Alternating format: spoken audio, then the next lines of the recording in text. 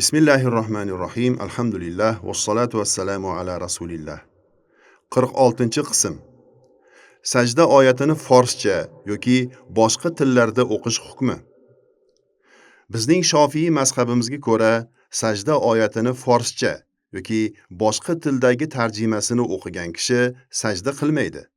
Shuningdek, sajda oyatining o'zini emas, balki uning arabcha tafsirini o'qigan kishi ham sajda qilmaydi. Abu Hanifa rahmatullohi alayhi esa sajda qiladi deganlar.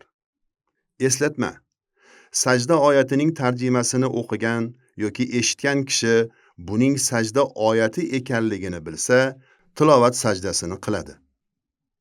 Fatavoyi Hindiya. 47-qism. Sajda oyatini tinglagan kishi o'qigan kishiga tobe emas. Sajda oyatini eshitgan kishi sajda oyatini o'qigan kishi bilan birga sajda qilganida unga ergashmaydi va ergashishga niyat qilmaydi. Sajda oyatini o'qigan kishidan oldin ham sajdadan tura oladi. Vassalamu alaykum va rahmatullohi va barakatuh.